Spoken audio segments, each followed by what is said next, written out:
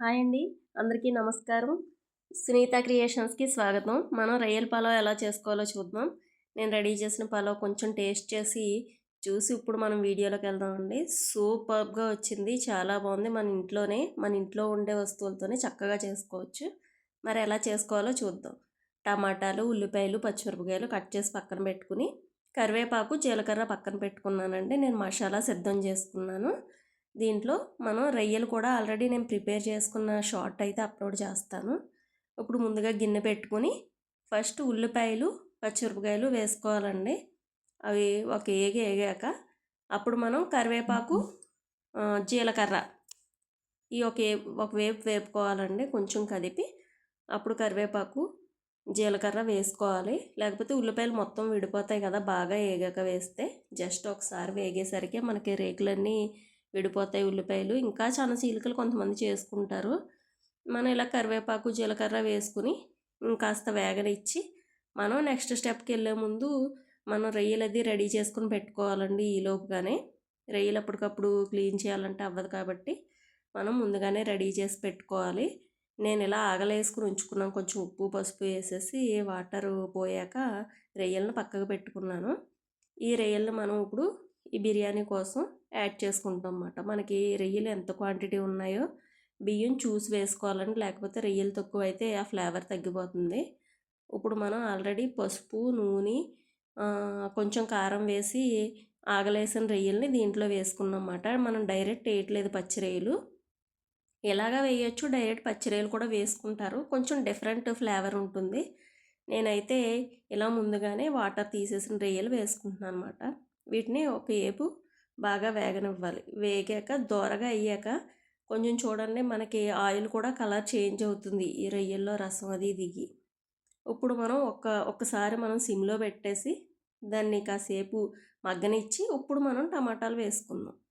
టమాటాలు బాగా మెత్తగా అయిపోకూడదండి, ఒకవేపు అది కూడా మీడియంగానే వేగాలి. మనకి బిర్యానీలో మళ్ళీ ఉడుకుతుంది కాబట్టి మనం కొంచెం వరకు ఇవి నూనె అబ్జార్బ్ చేసుకుని కొంచెం మగ్గాక మనం పసుపు, అలాగే కారం, ఉప్పు యాడ్ చేసుకోవాలన్నమాట. కారం ఎందుకోసం అంటే ఎర్రపలావ్ అంటారు కదండి, అది చూడటానికి కూడా మనకి చాలా బాగుంటుంది. అందుకనేసి కారం కూడా వేసుకోవాలన్నమాట. పచ్చిమిరపకాయలే వేసుకునే వాళ్ళు ఉత్తి పచ్చిమిరపకాయలు వేసుకుంటారు. నేను ఎర్రగా కనిపిస్తే బాగుంటుందని కారం కూడా వేసుకున్నాను. ఇప్పుడు నేను ఈ బుల్లి చెంబున్నర బియ్యం తీసుకున్నానండి.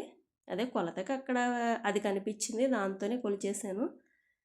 ఒక చెంబు తీసుకున్నాను. అలాగే దీంట్లో సగం అంటే 1.5.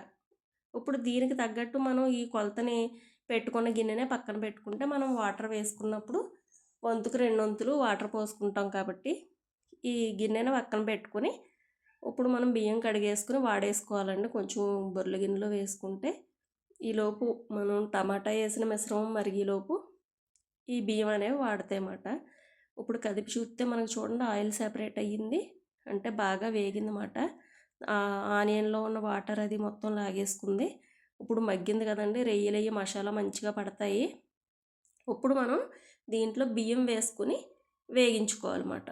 ఆల్రెడీ కడిగి పెట్టుకున్న బియ్యం ఉన్నాయి కదండి, వాటిని చక్కగా వేసేసుకుని మొత్తం కలుపుకోవాలన్నమాట. కలుపుకుంటే అవి ఫ్రై అవ్వాలి. బియ్యం కూడా ఉప్పు, కారం, మసాలా ఇవన్నీ పట్టి మన రొయ్యల ఫ్లేవర్ అంతా కూడా బియ్యానికి పడుతుంది. అప్పుడు మరింత టేస్ట్ వస్తుందన్నమాట. అందుకనేసి బియ్యాన్ని ఇలా వేపుకోవాలి. కొంచెం వేగనిచ్చి మనకు అడుగంటకుండా కదుపుకుంటూ ఉండాలని, బియ్యం కదా దాంట్లో లైట్గా మనకి వాటర్ అది ఉంటే అది కూడా అబ్జార్బ్ చేసేసుకుని చక్కగా వేగాలన్నమాట. ఈ ముద్దర రంగులో వేగాలనేసి అది మూత పెట్టేసి వదిలేస్తే అడుగంటేస్తాయి. అడుగంటకుండా చక్కగా తిప్పుకుంటూ ఈ బియ్యం వేగేలోపు మనం వాటర్ అవి కొలిచి పెట్టుకోవాలండి. ఈ తడి బియ్యం ఏవైతే ఉన్నాయో అవి తీసేసాక మనం ఆల్రెడీ కొలుచుకున్న గ్లాస్ ఉంది కదా, దాంతో మనం వాటర్ రెడీగా పక్కన పెట్టుకోవాలి. ఇవి వేగాక చూసారా, ఇప్పుడు కదపడం ఆగితేనే మధ్యలో కింద అంటుకున్నట్టు అనిపిస్తుంది కాబట్టి మనం కదుపుతూ ఉండాలి. నేను ఆల్రెడీ బియ్యం కొలుచుకున్న గిన్నెతో మనం 1.5 బియ్యం పోసుకున్నాం కదండి, ఇప్పుడు 3 చెంబులు నీళ్ళు పోసుకుందాం.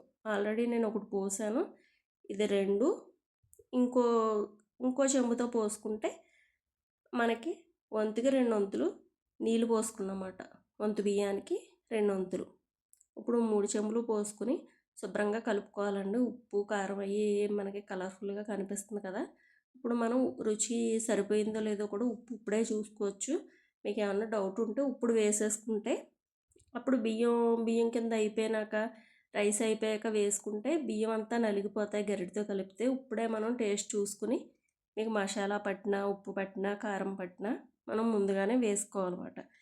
కాబట్టి నేను ముందుగా చూసేసుకున్నాను, అంతా సరిపోయింది. ఇప్పుడు మనం దీన్ని మూత పెట్టి ఉడకనిద్దామండి. ఈ గ్యాప్లో మనం పచ్చి రొయ్యలు చేసేసాక శుభ్రంగా ఉప్పు వేసుకుని కడిగేసుకుని వాటిని కొంచెం నూనె వేసుకుని పసుపు ఉప్పు వేసుకుని వాటర్ తీసేసుకున్నాను, ఫ్రిడ్జ్లో స్టోర్ చేసుకున్నాను అనుకోండి. ఇలా చక్కగా అప్పటికప్పుడు పలావ్ కావాలంటే దాంట్లో కొన్ని రొయ్యలు తీసుకుని ఇలా ఉల్లిపాయ పచ్చిమిరపకాయ తరుక్కుని తాలింపు వేసేసుకుంటే చక్కగా రొయ్యల పలావ్ తయారైపోతుందండి. ఇది హోటల్లో చేసిన బిర్యానీకి ఏమాత్రం తగ్గదు. రొయ్యలు వేసాము అంటేనే పలావ్ టేస్ట్ వచ్చేద్దన్నమాట. ఇదిగోండి చూడండి, ఇప్పుడు వాటర్ అంతా లాక్కున్నది, ఇంకా పలుకుంది. మనం ఇప్పుడే ఒకసారి తిరగేసుకోవాలి, లేకపోతే మనకి టమాటాలు కారం అయ్యి పైకి తేలిపోయి ఉంటాయి కదా. ఇప్పుడు ఒకసారి తిరగేసుకుని మళ్ళీ కాసేపు దీన్ని మగ్గనివ్వాలి.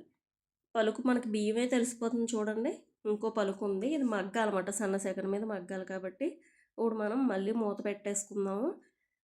ఆల్రెడీ మనం మరిగింది ఉంది కదండి, మరిగినప్పుడు మనం బొర్లు గిన్నె పెట్టుకున్నాం కదా. ఇప్పుడు మామూలు ప్లేట్ పెట్టుకుని తీసి చూసేసరికి ఇలా మనకి చక్కగా బిర్యానీ తయారయ్యింది. ఇప్పుడు దీని టేస్ట్ చూసి మనం ఎలా ఉందో చెప్పాలి.